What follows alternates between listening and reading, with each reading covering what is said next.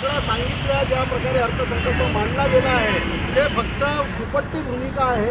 कारण शेतकऱ्यांचा 7-12 कोरा होताना याच्यात दिसत नाही.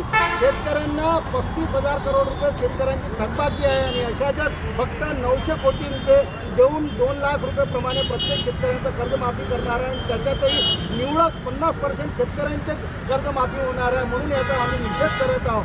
त्याचप्रमाणे यांनी सिंचनासाठी काही पैसा दिलेला नाही. यांनी वैनगंगा नळगंगा नदीजोड प्रकल्पासाठी 94,131 करोड रुपये यांनी देण्याची घोषणा केली. परंतु जे 131 धरण आणि गोसेखुर्द धरण आहे ते अजूनही अपूर्ण आहे. त्याचे कालवे पूर्ण करू शकत नाही आणि अशा याचा सरकार त्याला पैसा न देता एक नवीन प्रकल्पाला पैसा देण्याची घोषणा करते. हे सगळं लबाड लांगा ढोंग करत आहे.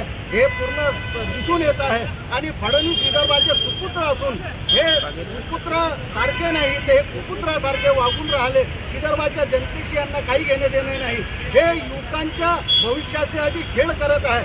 युवकांच्या रोजगाराचा यांना काही घेणं देणं नाही आणि हे फक्त ठेकेदारांकरता नवीन योजना आणावी आणि ठेकेदारांना जे प्रलंबित पेमेंट आहे का 40,000 करोड रुपये PWDचे देणे आहे आणि यांनी फक्त त्याच्या 26,000 करोड रुपये देण्याचं कबूल केलं. मग 14,000 करोड रुपये बाकी आताचे आणि पहिलेचे आणखी 14,000 करोड रुपये आहे. असे म्हणून 28,000 करोड रुपये जे आहे देण्यात PWDची बी देणे बाकी आहे ठेकेदारांचे. मग म्हणजे शेतकरी आत्महत्या करत होता, आता जो आहे ठेकेदार आत्महत्या करत आहे. 2 ठेकेदार त्याच्यातला एक तर आमच्या नागपूरचाच ठेकेदारांनी आत्महत्या केल्या आणि ह्या सगळ्यांना आत्महत्या करण्यास प्रवृत्त करणारा हा फडणवीस जे आहे टोटल विदर्भाच्या जनतेसाठी दगाबाज म्हणून ठरलेले आहे.